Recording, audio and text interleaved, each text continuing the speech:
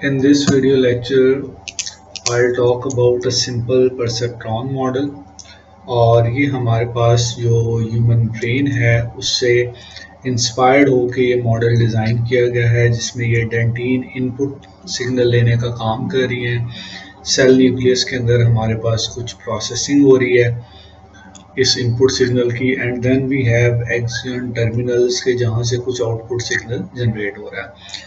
तो ये उसी से इंस्पायर्ड होके एक परसेप्ट्रॉन का नेटवर्क हमने यहाँ पे बना लिया है। न्यूरल नेटवर्क अगर आपको बनाना है और इन डेप्थ उसे समझना है तो उससे पहले परसेप्ट्रॉन को समझना हमारे लिए ज़रूरी होगा। तो यहाँ पे एक सिंपल परसेप्ट्रॉन हमने लिया है जिसके अंदर टू इनपुट कनेक्शंस हमने रखे हैं। ये डेंटीन का काम कर रहे हैं, इससे इनपुट आएगी, जैसे मैं कह दूंगा I1 एंड I2। देन हमारे पास जो प्रोसेसिंग हो रही है वो सेल न्यूक्लियस में जो हो रही थी वो हम यहाँ पे हमने एक न्यूरॉन लगा दिया है जिस न्यूरॉन के अंदर प्रोसेसिंग होगी। अब ये प्रोसेसिंग कैसे होगी उसे हम अभी देखते हैं। फॉर एग्जांपल मेरे पास प्रोसेस होने के बाद एक वेरिएबल z यहाँ पे क्रिएट होता है। तो ये z हमारे पास आएगा कैसे? This plus one term is basically a bias, ठीक है, और इसके साथ हम कुछ वेट्स इनके साथ असाइन कर लेते हैं। तो W0, W1 एंड W2 ये हमारे पास कुछ वेट्स आ गए हैं। Now Z is basically W0 plus summation of I multiply by WI and this I starts from 1 to n। तो बेसिकली इट्स नथिंग बट एक जो समेशन का ऑपरेशन है जो वेट्स को इनपुट के साथ मल्टीप्लाई करके आपको एक स्केलर वैल्यू यहाँ पे दे देगा अगर इनपुट के अंदर आपने कोई न्यूमेरिक वैल्यू पास की है। देन इस न्यूरॉन को हमने टू पोर्शन में डिवाइड किया। ये स्केलर वैल्यू हमारे लिए जो है कोई इतना ख़ास रोल प्ले नहीं कर रही होगी, जस्ट एक वैल्यू होगी। हमें एक लीनियर वैल्यू होगी, सो इसमें नॉन लीनियरिटी ऐड करने के लिए हमें यहाँ पे कुछ एक्टिवेशन फंक्शन की भी ज़रूरत होती है।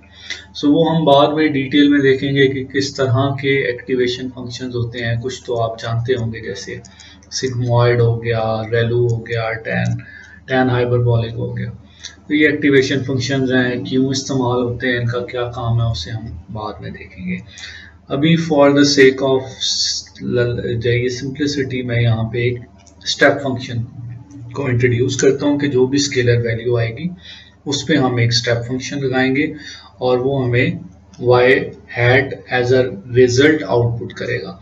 अब यहाँ पे जो आउटपुट हो रहा है वो y हैट है और हमारे पास जो ह्यूमन इंस्पायर्ड स्ट्रक्चर था वहाँ पे ये एक्सियन टर्मिनल के थ्रू इंफॉर्मेशन जाती है। तो इस स्टेप फंक्शन को भी मैं डिफाइन कर लेता हूँ। y हैट मेरे पास फंक्शन है जो 1 होगा if z value is greater than 0 और एल्स में मैं कह देता हूँ एल्स में ये वैल्यू 0 होगी। It's 1 when z is greater than 0 and else it's 0। सो अब ये हमारे पास एक बेसिक परसेप्ट्रॉन का स्ट्रक्चर आ गया।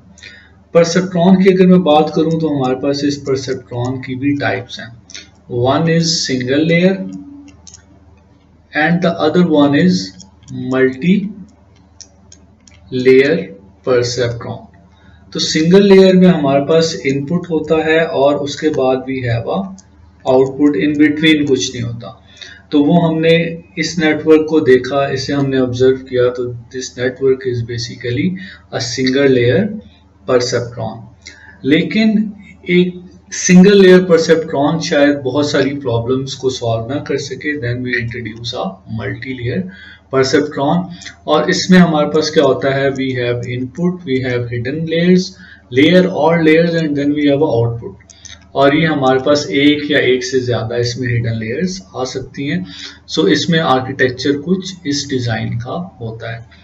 So that's all about the introductory session on a single layer perceptron that is inspired from our human brain and how input is processed in it.